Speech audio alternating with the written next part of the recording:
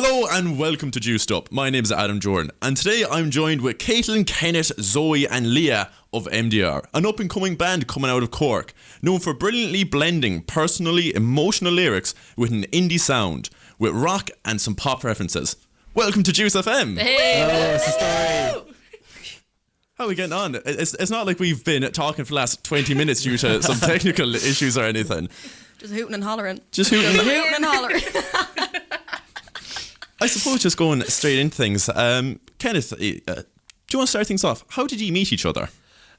So myself and Caitlin are in the same course in college. We're both in music in UCC.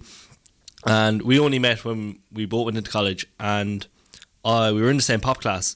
And I was looking to start a band. And I said, well, I need a singer because I'm a basket of cats. And the only one I knew at the time was Caitlin, so she got really lucky there that I didn't know anyone else in my course at the time. So the two of us started kind of writing together, and we had a couple other classmates who were playing with us at the time. And then just as kind of time went on, kind of we went through like new members and people who kind of weren't didn't really want to be in the band anymore and all that stuff. And now we have Zoe and Leah and Joseph, who unfortunately couldn't be here today. Joseph knows Caitlin because they're both from Clonmel. Myself and Zoe actually went to the same secondary school. Oh, wow. But we were a year apart, so I had done a few bits with Zoe in the past. And when we needed a new drummer, I asked Zoe would she fill in for a gig. And the rest is history there. And Leah and Zoe are in the same year in course in college as well. So, well, as Zoe says, Leah can't do anything without Zoe. Yeah. So Leah had to be Zoe, joining. No, Zoe can't do anything without me. No, that's not true. I feel sorry for you, so I give you an opportunity. Right, thank you so You're much. welcome. You're so kind. And I suppose, well, since you're from the beginning, what does MDR stand for, Caitlin? It stands for mixed Do you want dry. to just get a little closer to the mic, please? Yeah? It stands for mixed dry recyclables, or dried recyclables rather. We were those are all like on the bins in the music department in UCC, and it was kind of a filler name for a while because I really wanted us to be called Kiss the Stone because I thought that was the coolest name ever, and everyone shot me down. I was begging for ages for Kiss the Stone, but then we ended up just sticking with MDR, which is not as cool, but it's cool enough. Do you know what I mean? Cooler. Kiss the Stone would have been amazing. You're just snapping. You didn't see it first, but absolutely snapping. And I suppose, well, like, continuing in order. Oh, in order. Zoe, how do you find balancing college life with music and work and everything? Because there's a lot to it. I think a lot of people don't fully appreciate all the work that has to go into everything you do. Yeah, I suppose like it kind of helps in the sense that myself and Leah are both in a music college anyway, so we're surrounded by it like all the time. So in terms of like rehearsals and like getting gigs together, that's kind of part of our schedule day to day anyway. But I suppose just like putting the time aside and like putting the grind in the rehearsals really just kind of, it like sticks out in the shows, you know what I mean? And what do you think is the hardest part about, you know, the start, I suppose? Would you agree that that's the hardest part of it, is just starting it up and getting the name out there? I think we were kind of lucky in the sense that like when me and Leah joined, like the lads had already made like a good name for themselves. People knew the band, so we just kind of joined and got all the glory of it really. But yeah, no, the lads put in all the groundwork, to be fair, like Ken and Caitlin and Joseph. So when we joined, like it was literally just show up and play, have a good time. Like the songs were already written and it was just us adding our little sprinkles on top of it, really, to be honest. The cherry on the cake, you would say, Yeah, nearly. for sure. Exactly. And I suppose, well, Exactly. Sorry, Leah has something to say. She needs to insert herself into conversation. what should people expect from an MDR performance? I think it's fun. Like I think the audience always like looks like they're having fun, and like I think I saw on Cypress Avenue that it said that the band is 5 best friends, and I think that does really show up. Like it shows off in our performances. So I think hopefully a good time. Hope people have a good time at the gigs. But I think people do tend to have fun, and it's so nice as well to see people sing along with you. So like when you're performing or playing, like it, the people in the audience kind of like you feel like you're included in it as well. So I think that's part of a performance in MDR. Is there a particular song you notice live that really gets a big reaction, or that you like playing live, I suppose? Definitely Days of Grace, I think, would have the biggest reaction because there's kind of a continuing phrase called Que Sera, and that's kind of very much like the band kind of stops playing for a while and it's just like clapping, and like the audience then kind of involves themselves and sings along with you. So definitely Days of Grace, I think. And I suppose just throw out to all of you really, is there a particular live moment of a show that like really stands out to you when you look back on the past performances? I think for me, like, I think the most bittersweet live moment I've ever had was on the last show of our tour before Christmas at the Roundy. Before, like, we have this intro to our last song on the set called Homegrown, and as that song was playing, I looked at Zoe at the start of that, and I think the two of us were like so close to nearly crying while we were doing that, because like it went so well, and then like that was it, like, if that makes sense. Like, that song was like, once we played that song, like, that was it was over, like, and it was something we'd like put so much work into for so long, and then that was it. It was so bittersweet. Well, I suppose that really kind of stands to you as a band, though, that like after the first tour that you felt so strongly towards it. It surely was a big motivation to keep going then, and look to tour again in 2026. Yeah, 100%. I'd say maybe around the same time again, maybe after summer, because obviously we're coming into festival season now. So I'd say 100% you're going to see something very similar after Christmas or after summer. And since, well, all four of you anyway are in music college, what's the best bit of music advice you would have been given? Is there a particular, maybe like tip or trick that's kind of stood with you? This isn't necessarily one that like somebody told me or told us, but it's kind of one that I think you learn just as you perform and as you write music. It was actually something that we were discussing only the other day in college, when people are kind of talking about starting out their music journey or trying to kind of insert themselves into the music scene. And they were kind of saying that they alter their music or they change their music depending on where they feel like they're able to play. So if they're only able to get a gig in a certain spot, they will change their entire set. And I kind of just turned around and I was like, the biggest bit of advice like this is something that I've learned, and like I think we've learned as well. Play what you want to play and play to the best of your ability. Write what you want to write and write what you're proud of. Because like the audience will come, your fan base will grow. Because if you're changing yourself, or if you're not being authentic to who you are as a band or who you are as a musician, you're not going to love it as much. And then the fans will notice that. The audience will notice that. So that's kind of the biggest thing I learned. I was kind of, when we first started out, I was like, okay, we have to be this, we have to be that, we have to sound like this person, we have to be as good as whoever. And I was like, you know what? No, we just have to be the best MDR that we can be. I have to be the best songwriter. We have to be the best musicians that we can be. Because if you change yourself, then you're not going to love it, you know? So that's like the best thing that I've learned. I think that's a very valuable lesson. I think by building that character, then when the venues you do want come looking, you'll have built up that character. They'll know you for that, and you'll suit that venue. Whereas if they see so many different versions of you, what can they expect? When you mentioned like that in venues, is there a particular venue in Ireland that's the dream that you'd love to play there? Fred Zeppelin's, not joking. I think probably Tree Arena is like a big one. Do you know what I mean?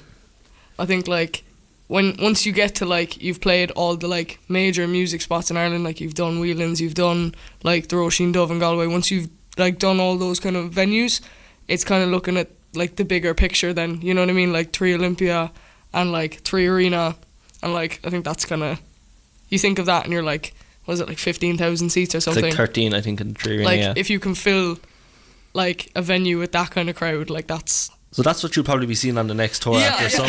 Leah will bring all her cousins to that from the place. All my aunts, all my uncles. And you mentioned obviously touring Whelan's, Galway, Cork, obviously. What's been your favourite venue so far?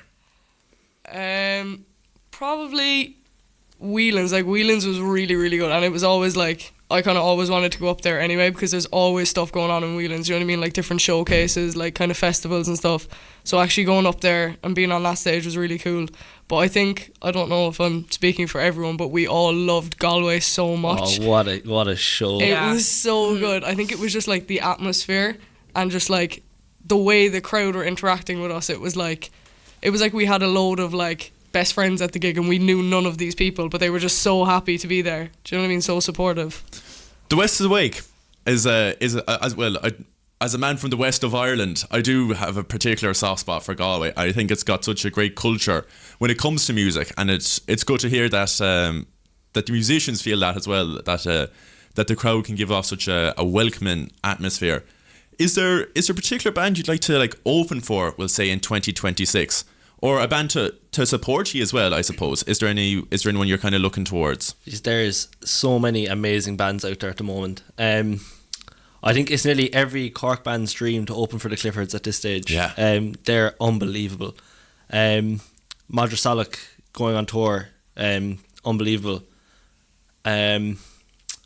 Machine, unbelievable band from Cork. Love to open for them at some stage. And then I think bands that we'd just like to work with in general. Maybe it's Smithereens, another Cork band, or anyone else up the country that we can put a name to. Mine's gone blank. We can edit this pause out. You know what I mean? This will be a lot smoother. Don't know. You kind of started off really strong with the Cliffords. Yeah. I got the big name out of the way. Yeah. Martine and the Moons. Oh, Martine and the Moons from Dublin. They're an amazing Another band. class band. So yeah, I'd say that would kind of be us, what's on our radar and who we're kind of looking at and who we'd like to collaborate with in the future. And I suppose looking towards this year now, we're still in January. What are you kind of up for 2026? Between we're currently, it's the 21st of January 2026. Where would it be the 31st of December 2026? What's the end goal for the end of the year? Maybe I'll go to Leah. I'm not sure. A lot more shows. We're not really doing a tour at the moment, but we are playing Galway. We're playing in Cork again. We're playing. What's we playing? Dublin. Ken is the mom of the band, Yeah, right? Ken. Yeah. So Give it to Chris Jenner. you will learn from this interview. Basically, we all, if you're only listening and you're not watching, we're all looking over at at Ken Ken. and just been like, "What's on our Mom! plan?" Yeah. So Ken actually has everything planned, and then there's a Google Calendar, and there are gigs months and months in advance, and we're just book it off work, book it off college. We're going here, we're doing this, and we're all just happy to follow Mamager Literally, Ken. Ken will be sending into the group chat Revolut me there €20, and then accommodation is sorted, the bus is sorted, travel sorted, everything's sorted. So Ken He's is like our Chris older Jenner. sibling He's who our takes momager. care of us. He's the momager. That's a lovely compliment. Yeah, it is. It's also a lovely headache, but So what is our plan for the year, I'm only Ken? messing. I love it. And Yeah. sorry, go on. No, so we haven't much announced. You just got the first announcement that we're playing Galway there in February off Leah. An exclusive. And you got an exclusive. No, we'll be hitting all the spots again, 100%. Anyone that didn't catch us on the tour, you will see us again, 100%. We're up to April right now, so I think definitely festivals is the next thing that we're looking at. I think I've applied to more festivals than I've had meals at this point. But yeah, definitely MDR is going to be busy in 2026 without a doubt. And currently you have 4 singles released. Is there an album in the works? As of now, no. I think an album is I think that's such it's a showcase of who we are and who you are as an artist. And I think we have a small bit more growing to do. I think it probably sounds a bit egotistical to say this, but I think it's just because I know as being a fan of bands myself, there's no better feeling than when you want a band to have an album and they don't have it, and then that just electrifying feeling when that announcement goes out. And I'd love to give that to the people who are our fans and future fans to come, and not just throw something out that we're not entirely happy with, but that we've put years into, and there's been serious thought put into it. Yeah, I do really agree with that. I think if it's rushed, it's as you said, it's a show. It is a real showcase. It's a real personal experience, and as you said, years can go into it. So maybe not 2026, but I think there'll definitely be a body of work in 2027, without a doubt. An EP or an album, people will have something by then. But expect a few singles in 2026, though, without a doubt. we will. We'll be waiting. And I suppose just going, just before we wrap things up, looking more into the present, tomorrow night, as of the day of recording, you're playing in Wavelength, a really cool venue on top of Cypress Avenue here in Cork City. You'll be doing that with My Second Life and Aoife and the Willows. Can you speak on them bands? Oh, two amazing bands. My Second Life is a new enough Cork band, but unbelievable. Like, just go onto their Instagram, look at their reels. Their reels are electrifying of their performance. So tomorrow night, I can't imagine what they're going to be like. And Aoife and the Willows are a band from Dublin. They were just recently on Whelan's Ones to Watch, and they released a new single only a few days ago. Unbelievable. Anyone who wants to check them out, listen to that single. It's phenomenal. And they're in for a treat if they come along tomorrow. And just, I suppose, wrapping out the month then, it's the next big thing, which I think is the name of the gig. I think it perfectly describes the band, the next big thing. That's going on in the Dolly here in Cork. Are you looking forward to playing that? I suppose, like, it's such a showcase. 9 other bands, 10 bands in total will be playing. That's got to be exciting. It's incredible. I think those nights and those evenings where you get to play with your peers and everyone's just there to have a good time. They're like, as much as headlines are amazing, there's an awful lot of work goes into them, and like, the people who organise these festivals and these showcases, like, my hat goes out to them. I can't imagine how hard it is trying to get 9 or 10 different bands all in with time changes and everything. So it's nice for us to just show up and play. Do you know if that makes sense? You kind of show for your sound check, your time slot. You're there to have a good time. You can listen to all the other bands. It's phenomenal. We can't wait. Perfect. Thank you all very much. I hope you've enjoyed your time here at Juice FM, and more power to you coming into 2026 and the farther future. Thanks, Adam. Thank you so much.